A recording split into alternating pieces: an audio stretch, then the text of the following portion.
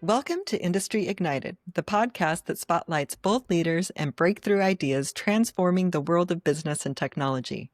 I'm your host, Dr. Leeanne Aguilar, and today we're diving into the fascinating world of platforms, communities, and the future of digital ecosystems. My guest today is Adam Broadway, CEO of Platform OS, a company helping innovators build scalable marketplaces, SaaS solutions, and communities of practice that connect people, products, places, and projects.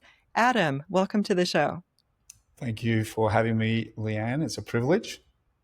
I'm excited to learn more about your story. So let's dive in. Adam, you said you were a high school dropout, actually, who found your calling in technology. What drew you into computers and entrepreneurship at such a young age?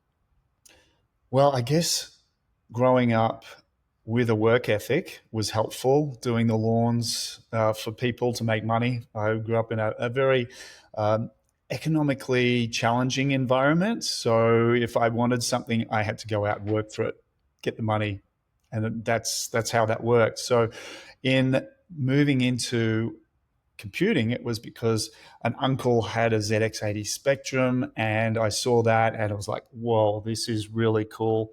I love computing and I like working hard because it's the only way to get ahead. So this fused and I ended up getting a job as a 17-year-old at a local computer store in my hometown in Melbourne, Australia, Victoria. And the lady who taught me pretty much everything I needed to know as a foundation for computer science, Leeanne Martin. She was an ex-Hewlett-Packard engineer. She took me on, mentored me, and the rest is history, as they say. But she certainly provided an incredible mentoring background. And I think I learned more working for her in 12 months than I ever would have done in a computer science degree at the time. Right. Well, and that's often the case. I mean, just having a super good mentor and where you have hands-on experience, you're able to ask the questions, you're able to learn, by actually doing. I think that's often right. I am an academic. I fully believe in education. It's great. But you know, I can also tell you that I started my business from the ground up, not having a background in business at that point, and you learn from doing. And so I think that put you at a huge advantage at such a young age, Definitely. having that amazing mentor, it sounds like. And Absolutely, yeah. without a doubt. I'm trying to track her down. So anybody out there, Leeanne Martin, last I heard she was in Tasmania, Australia. Haven't been able to connect with her. I think she got out of tech and off the grid. But yeah, she is absolutely someone I have admired ever since. Yeah, a good name, by the way, Yes, Leanne. yes, great name. Right. So then you went from selling hardware to building software that Adobe later acquired. What mindset or lessons carried you through that transformation? Well, as a business owner at the time, it was profit margin. So it's purely economic driven. It was going from hardware that became commoditized. And we're talking, the early days of CPUs with only 30,000 transistors on them. I think they're heading up to 40 billion transistors today and beyond. We're talking commoditization at exponential rates. And so we went from 300% margins down to 3% margins on hardware. But I knew I wanted to stay in technology. And it's like, okay, what could I build once and sell for $1 a million times? Software. So it was purely economics, but still it was in the tech space. So it was the area, an industry that I loved, whilst adjusting to the change in the way the industry was moving and still maintaining a profitable business. So hardware to software made economic sense. And so at what or how long had you been in hardware before you made that transition to software? Yeah, so I kicked off and we're building XT computers. That's the early days of the IBM compatible 8-bit processor. As I said, about 30,000 transistors on those CPUs. So that started.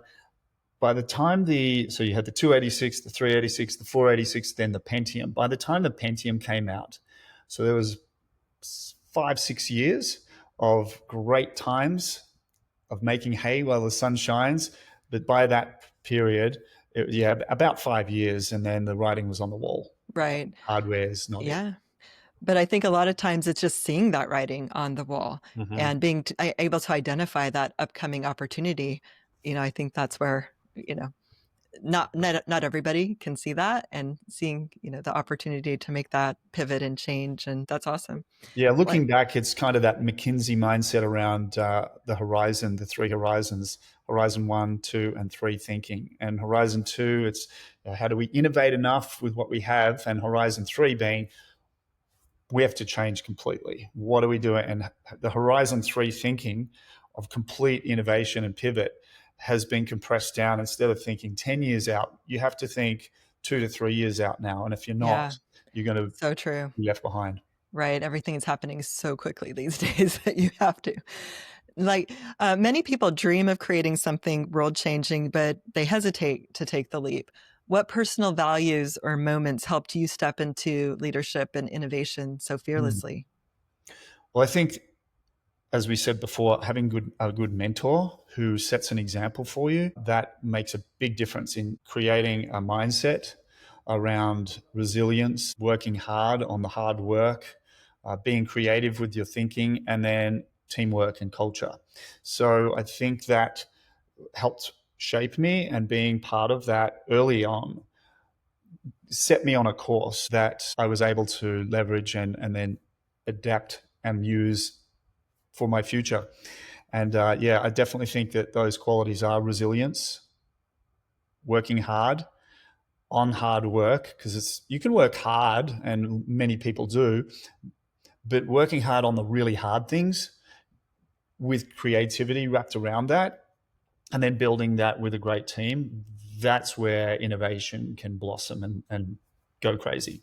Yeah. And you mentioned teamwork and culture. What specific elements of teamwork and culture are required to, facilitate that kind of Yeah, growth and I innovation? think those above three things, the resilience, the working hard on the hard work, and creativity. So those are three parts of the overall culture that needs to be pervasive across the team. Okay. So not So just for the leader, but for everyone for in the team. everybody on the team. And Okay. that's Okay. not that everybody's doing the same things, of course. They're all bringing their own perspective, and there's diversity of thought. And hey, I don't think this is a good idea to do it this way. Well, why not? Let's discuss that. Right. So it's not about agreement on all topics. But the mindset and culture is that, well, at some point, somebody needs to make that decision. Usually it's Hmm. the CEO once they've gathered all of the information together, but they're listening and they're working with a team who feels enabled to give an opinion and to push back on leadership to say, no, this doesn't sound right. And here's why. And if they can back that up, leadership should be smart enough to think, to listen and act on that information, with ultimately the CEO making that decision in an informed way. But everybody on the team needs to be empowered to Yeah. feel like they can put their hand up and speak, that they are being encouraged to be creative and take a risk here and there. And they need to be working hard and resilient. So when things don't go their way, they don't spit the dummy and go, well, I didn't get listened to, therefore my ideas suck, and or I don't like this company, and they leave. Well, that Right. you need to take the failures along with the successes, whether it's an agreement on your point of view or not, and continue forward, as long as ultimately you all share the same vision and purpose. There's And that's alignment. the underlying driver. So Yeah. shared vision and purpose is ultimately what's going to ensure that people with different ideas on how to get to that shared vision and purpose can feel empowered, and that when their ideas may be rejected, it's still be part of the team, because we know our objective at the end of the day is still the same. Yeah. So the real alignment is what I'm hearing Alignment. on the vision, on the overall long-term goals of the company and making things happening and having that work ethic, that resilience to keep pushing through. And then I'm hearing for leadership, it's super important for them to be listeners, to be listening, Mhm. encouraging ideas, implementing them if they make sense. And I mean, I've heard other CEOs that I've spoken to talk about the importance of hiring people who are smarter than you and know more. And so if you're going to do that, you've got to listen to them, right? Yes, Yeah, absolutely. And certainly smarter in those areas of expertise, because the exactly. CEO can't be the smartest person in the room. They might have the vision, they might be the smartest in terms of overall strategy. And so they should be, if they're the CEO steering the ship and they're the captain, but they shouldn't be the smartest mechanic in the engine room. Right. Yes. That's the expertise of the mechanics and the people doing that work at the back, in the back office. And so, yes, definitely surrounded by smarter people in those areas of expertise. So, looking back, how did your early experiences shape the way you build and lead technology companies today? Mm. I think the teamwork approach, definitely.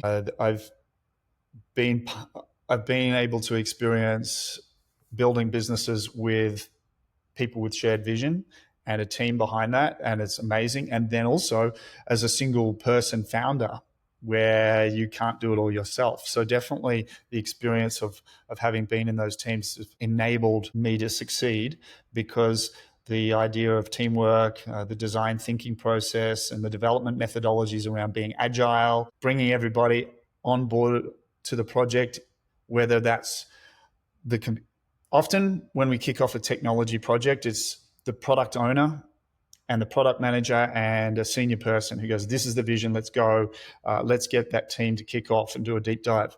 What we've learned along the way is, let's bring in the QA team and the support team, who at the end of the process in delivering that product doesn't just get thrown here, oh, we've built this product, hey QA, can you check it out? And then after them, hey support team, you're now taking over to support this. They should be front loaded at the start of the project too. That's something we learnt through feedback from our Yeah. team.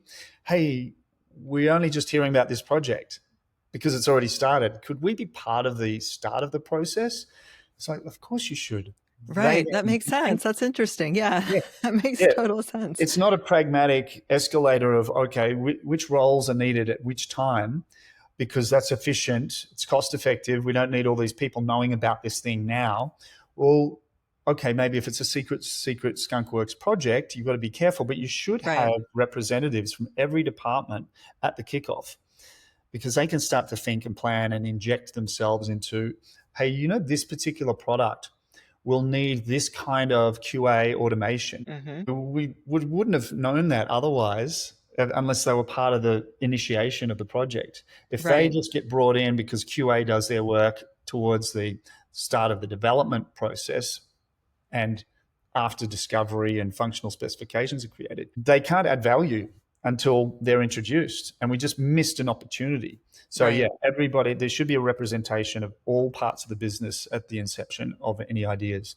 Oh, that's really good advice, I think, because ultimately, I think it saves costs, even though you might be spending man hours up front, and yeah, there's more hours and overhead initially. Ultimately, it can save a lot down the Yes. road. Yeah, Yeah. mitigate the risk and also set Hmm. expectations for the client. Like support, they get lumped at the end. All right, here's the product now. Let's go over the support requirements. Yeah. Well, if we had known what we were actually building at the very inception, I could have been thinking about that, and I could have highlighted some little areas that we could have been in front of, and not react, having a reaction to, but proactively Hmm. planning for, if I had known up front. So there's so many Right. areas of the business that can add value Yeah. at the That inception. makes total sense. Now, Adam, you've built platforms that power marketplaces, the software as a service solutions, and even government systems. Mm. What inspired the creation of Platform OS?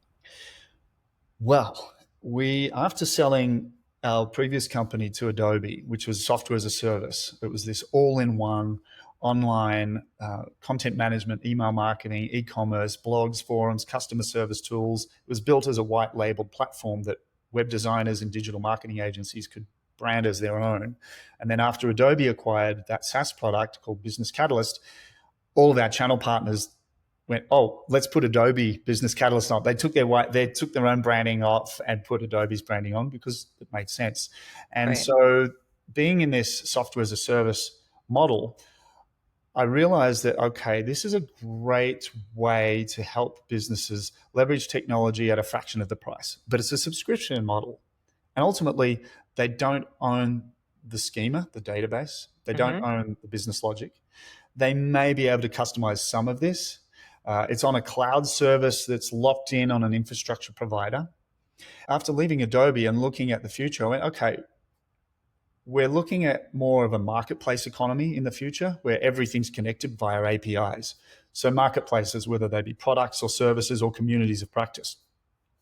And so we built a product called 𝐀𝐝𝐚𝐦 Marketplaces. And it was a non-technical person could sign up and build a marketplace for products, services, and communities without needing to be a developer.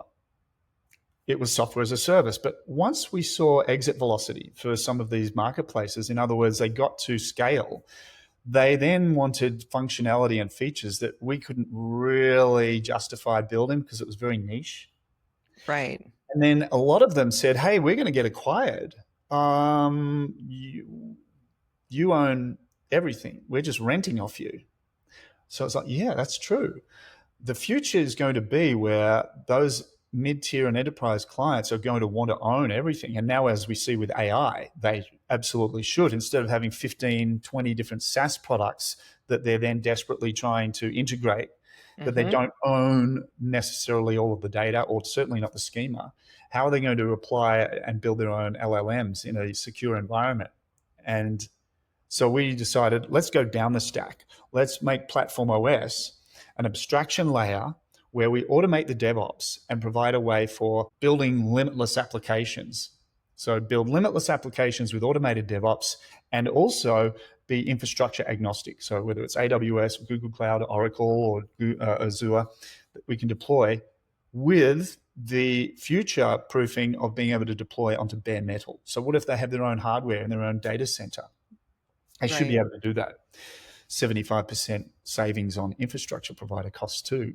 As convenient as cloud hosting is, it's very expensive in the long run as you grow. So we definitely saw that having a platform, and as the evolution has gone, it's been software as a service, platform as a service, and then internal development platforms. And we wanted to be a platform which could become a managed IDP, internal development platform.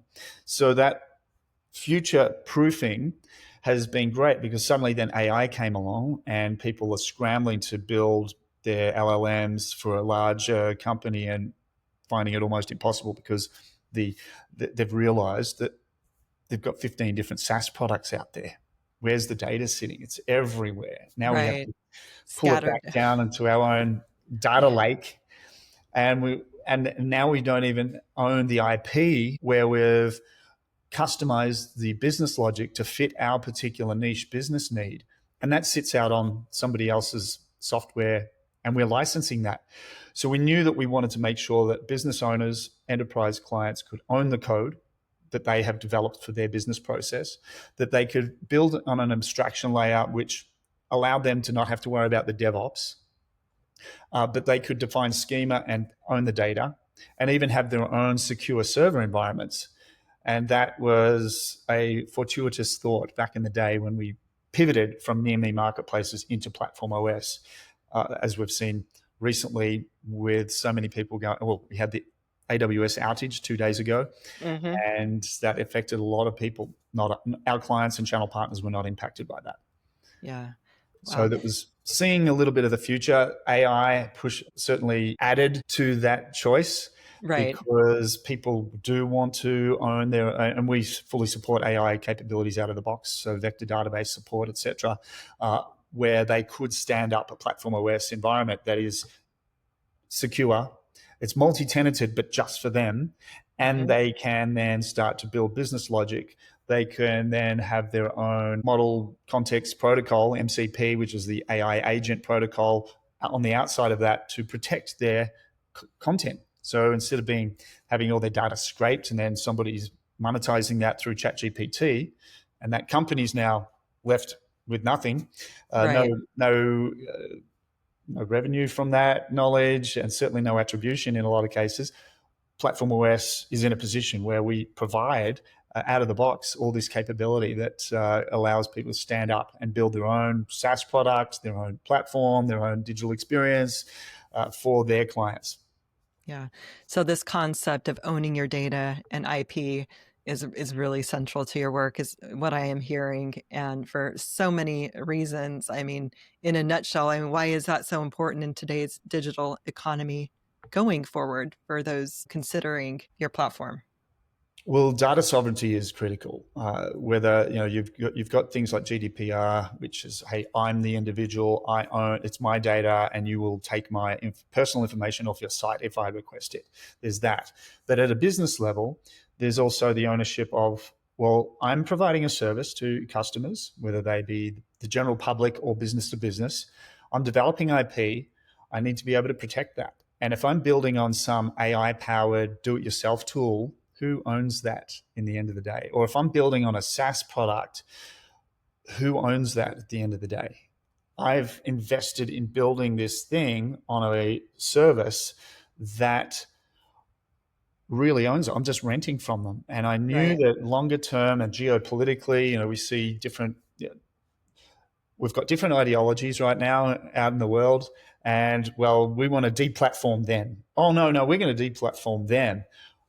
I don't care where you sit ideologically or on a political scale, you should be able to have the ability to have sovereignty over your business logic and the data and the code. And so that makes a lot of sense right now too. It's interesting to see the world today and where data resides, who owns it, which infrastructure providers have access to that. We want to be able to go, okay, you can run it on wherever you need to. Right. Yeah. So you have full power, full control over your business data, over the technology. And so, right, if anything does happen or you decide to scale up or sell, you have all the Yes, it capabilities makes it for doing that. easier on that acquisition end as well, because somebody will come in, a private equity company or whoever's doing the acquisition, they're doing due diligence and they go, okay, oh, you're running all that on XYZ SaaS Mm, product. Okay. Versus Platform OS, yes, it yeah. is still a licensable product, but it can be run on their infrastructure. They might have an investment in a big data center and they want to move everything there. We can lift and shift. Yeah. There would be some support and a license agreement there, but it's not going to break the bank. Exactly. Now, you've been ahead of the curve on integrating AI and vector databases. How has this shaped Platform OS's capabilities, and how do you see AI's role evolving in real-world applications? Yeah, well, it's interesting. The AI stuff has thrown a spanner in the works for a lot of businesses. It's opened up opportunities for a lot of new businesses, and the gold rush is in. And so we see, oh well, it's the panacea, it's a silver bullet, it's going to solve. I can just go and do some vibe coding, and I can produce this thing. And who knows what the quality of the code is? Is it test driven development that the AI is spitting out? Again, it sounds too good to be true in some cases, and in other cases, it is too good to be true. It is literally decimating certain niche industries, translation services. Oh, We used to right. pay translation services for software. Nobody does anymore. So AI is definitely changing a lot of areas of the tech space. I think there's a lot of froth and bubble. I think there's the old throwing the baby out with the bathwater. Let's get rid of a whole department. In fact, interestingly, I think with this recent AWS outage, the follow up from that was a whole bunch of DevOps Hmm. was automated with AI agents that was allowed to push to their production environment. And whether or not that was directly linked to that outage, don't know. But certainly there's been other instances where the CEO has said, okay, we can get rid of this department now. Right. Marketing. Let's have somebody that knows how to use ChatGPT and they can spit it all out. And suddenly they've dropped off in their credibility because people can read between the lines. They know the authenticity. So Yeah, absolutely. AI is Yes. going to be absolutely instrumental in any system that has immutable properties. And by that, I mean any mathematical algorithm or equation that can be commoditized. AI is going to crush the human in that process. Mhm. But creativity is a human trait.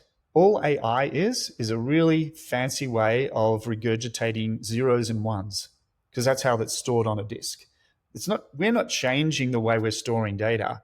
All it is a layer of regurgitation of zeros and ones into something that seems intelligent, but it's artificial. It's not really intelligent. And they talk Right. about sentience with AI. It's not. It's just digital zeros and ones. And there's some cool algorithms and really smart people have built AI, and there's nothing against that. It's just really cool search conversational regurgitation at speed that Hmm. creates the illusion of intelligence, but it's not intelligent. So what happens when the snake eats its tail and AI is feeding off AI, particularly when it comes to creativity, because that's a human spirit thing. It's not a Right. computer thing.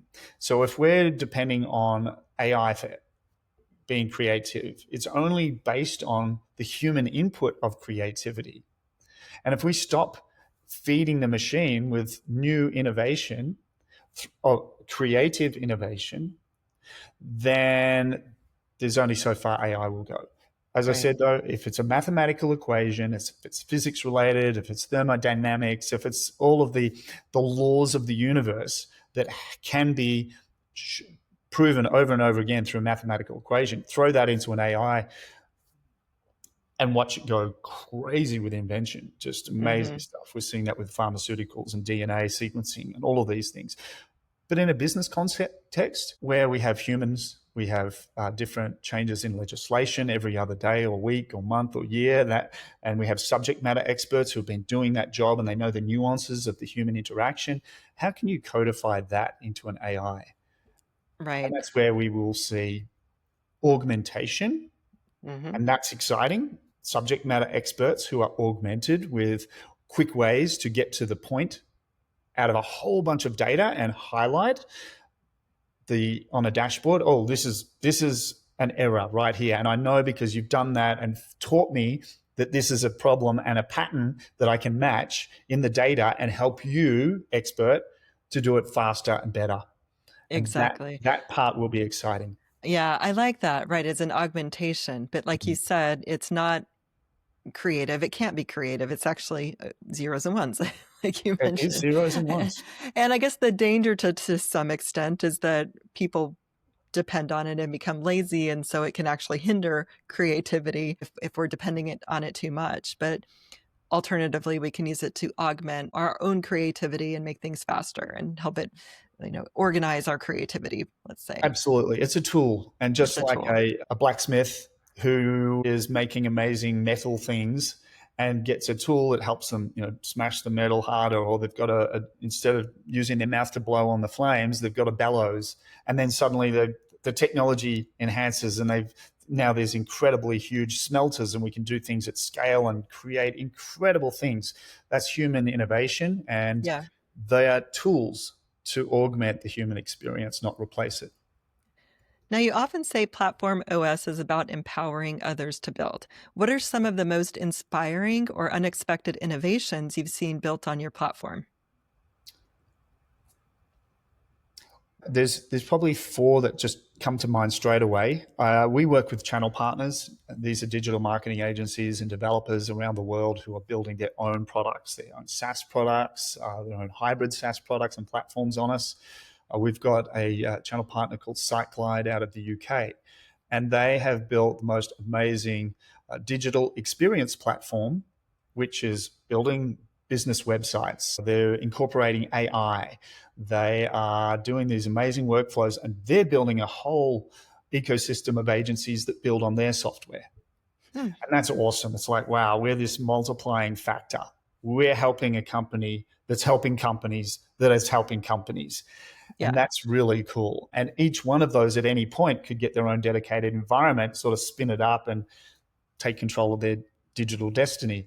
So that's really good. A learning management system actually built for the human resource management, 𝐀𝐝𝐚𝐦, which is the largest HR resource management organization in the world. And they're partnered with 𝐀𝐝𝐚𝐦, and it's called HR Jetpack. And what that organization did was they looked at learning management systems that were out. And there's a standard for LMSs. And they said, well, this is great for these scenarios, but for HR, it's very different. We're not going to try and shove a square peg in a round hole. Let's just use Platform OS, and we're going to build our own. And they have, and it's been amazing. And to see the growth of that is, again, it's like, wow, people are building net new things and Yeah. making a difference. So that's been another. And there's a company out of Australia called Insights, and their product is back end as a service. They're our channel partners. And also on the government side, the Department of Buildings and the Department of Energy and Environment in Washington, D.C. have used Platform OS to massively streamline the building inspection and approval process. And it's been amazing to see building inspection times go down from 3 weeks down to 3 days. Wow. Huge. Very cool. Very, very cool. And Yeah. then the land and expand for that project, we're now running their certificate of occupancy service. Their what they call wall check, which is before you do the next major build part, you have to make sure that the blueprints match up with what concrete's been poured and what beams have put up, so they're not sneaking in a couple of extra feet by the builders versus what's on the blueprint. So whole bunch of things, certification process for third-party inspection agencies, and again, AI augmenting, inventing new words, augmenting the administrative process, which is really helping as well. So, they're probably 4 big things that I'm like top of mind, really excited and proud Excited to have about. been part of. Yeah, but global And reach. I mean, global, that's yeah, yes. Yeah. that's great. Now you talk about communities of practice rather than just communities of interest. Can you explain the difference and why it matters for the future of work?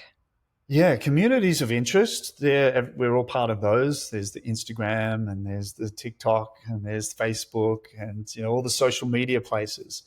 And anyone can sort of participate in that. And it's here's a cat photo, and here's another AI generated scam that I need to click through because I'm suddenly horrified by what it's telling me, and I think it's real and reality, and I'll go down the rabbit hole and I waste my time. So there's Right. communities of interest, sort of the hobbyist area and the time wasting area. There is an inflection point between the communities of interest and the communities of practice. The communities of practice is what I love because it's where the practitioners hang out. My life and livelihood depend on my community of practitioners. It's where all of the doctors might hang out at some conference a couple of times a year where they can swap knowledge and learn from each other. It could be where electricians go, and they're all practitioners of being electricians. And that inflection point is where those who are interested in that practice, there's in the Zen, is it Zen or Venn? The Venn diagram, Then the yes. Venn diagram, that little part in the middle where the people who are interested can kick the tires and participate maybe on the periphery of a community of practice to then be mentored into, and as they show seriousness in learning and in get involved on the outskirts, suddenly get accepted into the community of practitioners. Now, whether that's because they went and did a college degree or a community college course, or they are doing an apprenticeship and they've spent 12 months working with a trade, and now they can go and say, hey, I did this. I've got a certificate of completion. I'm not qualified, but I'm really serious about this. They can be then brought in and mentored into a community of practitioners. The reason why we focus on that is because social media is done to death. I think it's already out there. It's pervasive. Who's going to build another Facebook? Right. Who's going to build another X or whatever social media platform? Communities of practice are very vertical, niche, specialized, and I love that. And there's subgroups of those as well that come off of a particular vertical. I think that's where the rubber meets the road. And then taking that down even further, a community of practice could be a local community physically. And we're Right. so disconnected from community that it's sad to see that people don't know their neighbors' names. Whether they're in a HOA with buildings close together, or it's just the general street. How many neighbors do you know? Or a high-rise apartment block. How many people know their neighbor's name? I don't know. So there's that community as well. Okay. I'd like to see the community of practice where people do generally connect with each other and know people's names and who's the expert and who to follow and who to ignore because I don't agree with them, but I know them. I Right. know them enough to not agree with them and sort of keep an eye out on what they're saying versus the community of interest and just general communities. How do we get some of that back? Yeah. Well, and I think that's true too. If we get to know them more, I think maybe there's or less of the trolling or the hate or because right now when everyone is disconnected, it's easy just to judge and to, Absolutely. Yeah, that polarization. And that's where the polarize. problem Yeah. of social media and the algorithms that create that artificial animosity because Some of them are sock puppet accounts, and they're used prevalently in a lot of Hmm. social media things. Are just fake accounts, or it's one person with 20 accounts deliberately trolling, and then the Right. algorithms are doing their thing to push a narrative. And the human connection, the real human connection, is where we can get rid of those divides. That's such an insightful point. Absolutely right. And so, if you know your neighbor, you might not agree with them on everything, but at least you have compassion and understanding, and you can move the conversation forward. Humanity And loves yeah, humanity. Yeah. yeah, I like that. So, in an age of hyper individualism and competition, what makes collaboration such a powerful driver of innovation and sustainability? Well, I think you already touched on it. The idea of being able to connect at the human level, respect the person, and maybe argue over the ideas and ideology creates an environment where we can have, so much more cooperation and collaboration, even if we don't agree on the core things. But a neighbor who politically might differ from you still wants to live in a safe, nice neighborhood where the community garden feeds the community. If you've got a community garden, and you can only get there by nurturing conversation and connection at the human level. So, yeah, I don't know if that answered the question exactly, but I Yeah, like that there is an opportunity for people to put a real human in the picture, and it's not just some avatar that yeah, they're railing against. How do we, right. Yeah. how do we Eh, connect the human behind the avatar? mhm. Exactly. And I think that is, yeah, a frustrating part of social media right now is that there is that coldness and that lack of humanity, and where people feel like they can just say anything, and it does have an impact because it is people behind the It avatars is. ultimately. And often we don't even realize the impact because we don't know who they are, but that doesn't mean there's not an impact. And we don't know their backstory. We don't know what Exactly. influenced them to that. And in fact, some of that influence has been algorithmic. That's just what they've seen. That's what the echo chamber has told them, and they believe it. It's Hmm. interesting to see when people get together and have a meal, or they go on a hike together, and they enjoy the discovery of humanity again, and Right. getting away from the screen, getting away from the zeros and ones, and get into the real world, not the artificial world, how bridges are built. Yeah. Now, how do you see technology bridging local and global communities? Es- Yeah, well, I think it has to start with the local. The global influence is, I think, around commoditization and control. Everybody's a number. There's no personalization at the global level. It's purely about how do we control all the things. And this is where we see things like the digital ID, the central bank digital currencies, tying back to, like, China is a great example. The social score that you get as a citizen there is based on how you interact with the system. And if the Hmm. system says you're a bad person because you frowned during the lecture of a higher up and you got dinged on your social credit score, that's not great.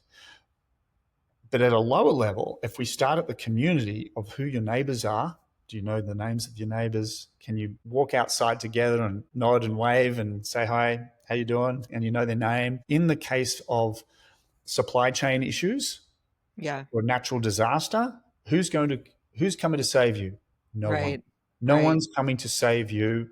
If you know your neighbor, you have so much more chance of survival. We saw Hmm. that with the LA fires as well.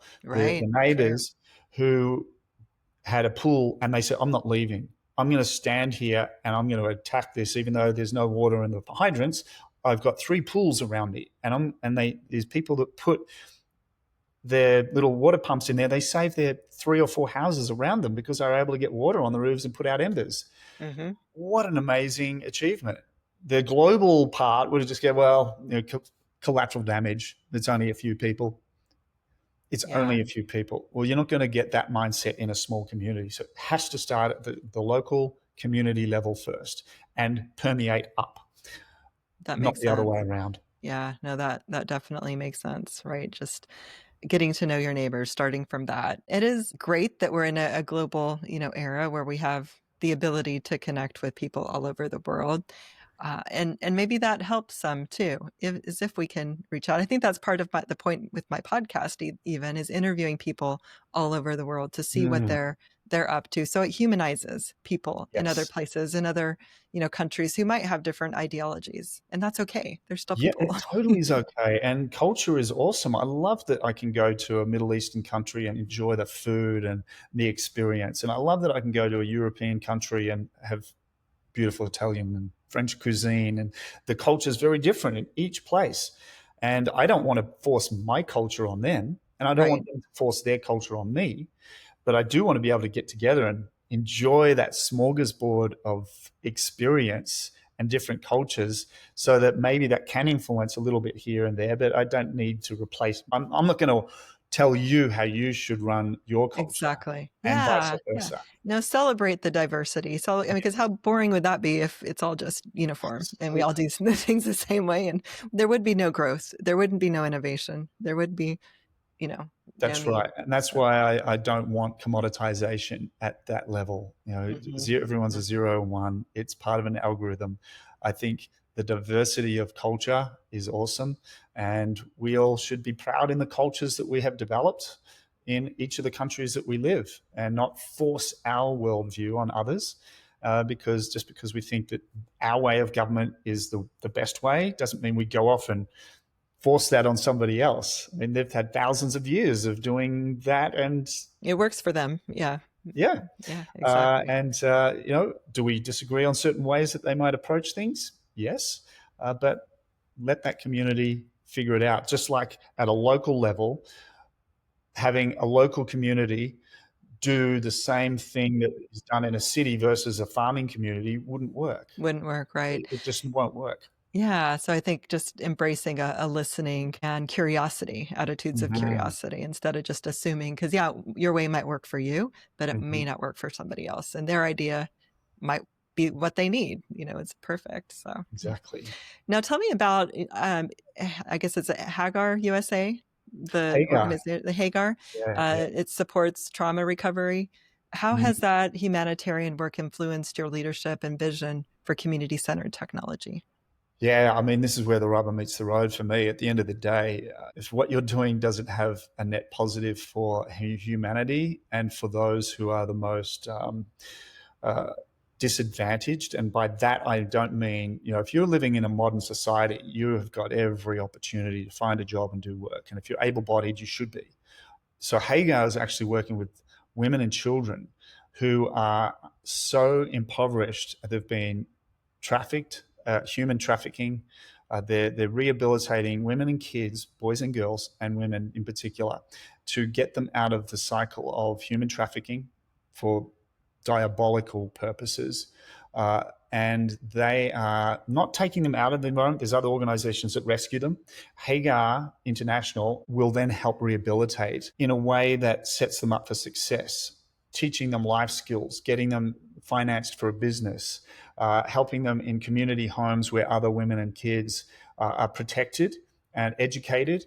And these are coming out of environments that we have no idea of just how diabolical some of the circumstances that these women and kids are under. And Yeah. so working with that organization really helps me put into perspective what I do Hmm. as somebody who's very much connected to the modern world, and all, you can turn on a tap and there's clean water. I can flick on a switch and there's a light goes on. I'm flying in a plane at 30,000 feet and I've got high speed internet. Yeah. Uh, what's there to complain about? Everything is at my disposal in America. So being able to be part of an organization like Hagar, who are in the trenches helping those who, unfortunately, there's a lot of this happening in America too, which Hmm. is now Yeah. improving. The human slave trade is just terrible. And to put the human focus on that, and to then realize that what I do in my business could be of service to a greater purpose. And, Yeah. we talk about without a vision, the people perish, Hmm. a proverb. Without a purpose in your work, what's the point? And then at a greater level, what's the purpose in your work for a greater purpose? And so Yeah. Hagar provided that. My purpose in my work is to do something better than just be a successful entrepreneur. Yeah.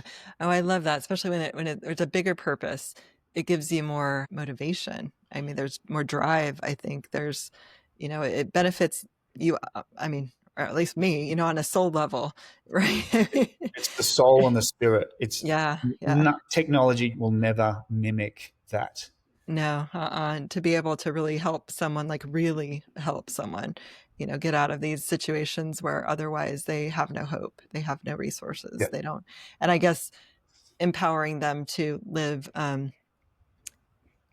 where they aren't ending up in that same situation, all Yeah. over them, where they can really get out and make their way, and And they're equipping then them. able to help those, to see them supported, to be able to be a support to others, because they can relate to that. Yeah. We, an organization that goes in to rescue people, can't empathize with them unless they've gone through it. And so being able to then enable those who have gone through it to help the next person up, it's incredible. So that is purposeful work, which has, I think, all value. It's generational value. It's not just, hey, can Oh, I yeah, put more money in absolutely. the bank and then Hmm. die? Yeah. What's my legacy really going to be? Right. Right. And helping, yeah, a whole lot more people than just like your immediate family. So changing focus with AI's rapid growth, there's both excitement and fear. I mean, Mm-hmm. it's technology, like you said, that is replacing jobs. And so what's your take on the balance between automation and authentic human creativity? Well, yeah, I think we touched on that earlier, the idea that immutable mathematical equations can be commoditized, and AI will make that even more exponential as far as engineering, medicines. That will be huge. So the balance is, where does that leave us with creativity? And so there is right now this pendulum that's swinging too far towards the AI as a silver bullet, as the panacea of awesomeness. And I think there's going to be a backlash with some communities. I think that they'll go, you know what? Where are the craftsmen? And I mean that mankind, women and men, who are crafts persons who can make things without technology. Where's that gone? And I fear that in some cases that's being lost. Where are the artisans of different Hmm. crafts? Will AI help that? If it can capture and help to teach others to be self-sufficient with that skill, that would be awesome. Yeah, there's a pendulum that's swinging too far towards AI, and it's like the dot-com bubble back in the day. It's certainly going to make automation around mathematical systems incredibly efficient, and like Moore's law with the creation of CPUs and chips, it's this massive upward trend, and AI will have that impact on a lot of things. And then on the flip side, where is that going to dumb people down to the point where they are just manipulated and controlled by those algorithms? Yeah. How do we make sure that we don't have that? There's the ethical questions around AI, and some countries have zero ethics or standards. It's how do we crush our competitors, and how do we become a superpower in this? And Right. other countries have, well, we have moral guidelines that ensure that we are, well, they're going to be left behind because they have gates that stop them from passing through because there's a moral imperative around what they're building. There's that conundrum. Yeah. What's China doing with AI versus the rest of the world? Right.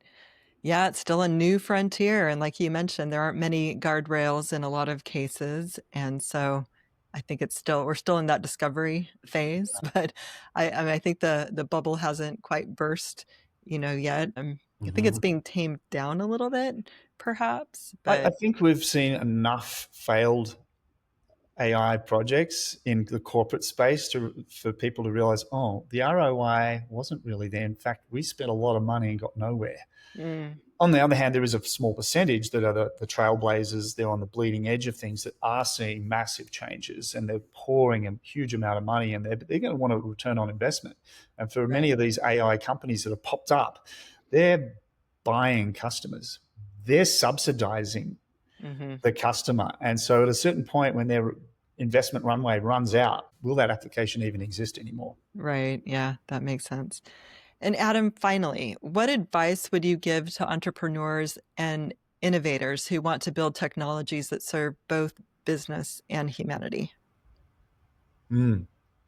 Um, I think you need to start with the humanity problem first, and then look at what are the tools that exist that could help that solve that problem. And if they're not there, then invent them.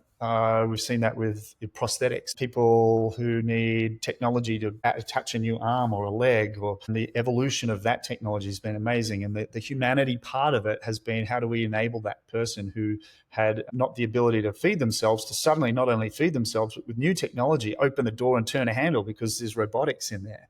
And there's a chip that helps them. So I think start with the human problem and find the problems that fresh water. It's incredible now that, I don't know if you know Mr. Beast on YouTube.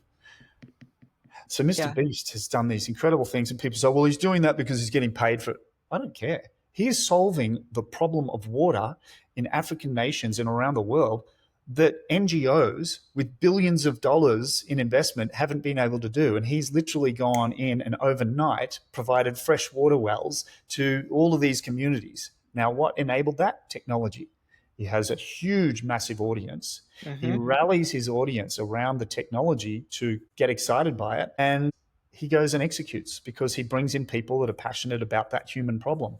So there's social media platforms that are enabling this human connection to solve a humanitarian disaster like water, fresh water. And good on Mr. Beast for doing that. You know, I might not watch all of his shows, but and same with cataracts. Now the technology to solve blindness, and in third world countries where that wasn't available because there wasn't enough money in it, Mr. Beast goes in and then he gets in trouble for that too, because it's, I don't know, he can't win, but the technology is there to solve the problem of cataracts, of quick water well drilling, and he's going in and using technology to connect with a community who supports him in that and funds it. Right. So there's a great example of it. Yeah. So technology is very powerful. I mean, since we are globally connected through the internet, through technology, we're able to get the word out and connect with people, educate people. I think there are a lot of benefits. I mean, even though it does divide us in a way, there's more, I think, more good that can be done. Yeah, there is more good. And we're going to see that with we've got new technologies out, nanotech. We're understanding the human genome more. There's a balance between how, with CRISPR technology, we can cut out a little bit of the DNA strand and replace it with the fixed version. But how can that be militarized? And that's another problem. It's like the technology, it's good for humanity. How can we militarize that as well? Soldiers, no, we just want to cure blindness. Oh, we want to give people night vision. So there's this tension. And that's why communities at home and knowing your neighbor makes such a difference, because if we get then the common ground and we want to look after, treat those around us as we would want to be treated, will enable a upward flow to influence at a global level. Yeah, I love that. Well, Adam, thank you for such a thoughtful and inspiring conversation. So thanks for you've having me. had quite the journey from entrepreneur to platform pioneer. How can those who are listening, who want to learn more about Platform OS or connect with you, how can they find you online? Platformos.com, and contact me through the contact form. It will get to me through there, or you can find me on LinkedIn, Adam Broadway. I look like this. And if you're listening and not seeing me, just search for Adam Broadway Platform OS on LinkedIn. Be happy to connect with you. Great. Thank you again. And to our audience, thank you for tuning in. Be sure to follow and subscribe to Industry Ignited for more conversations with leaders who are challenging the norm and driving meaningful change. Until next time, stay bold, stay curious, and keep igniting industry.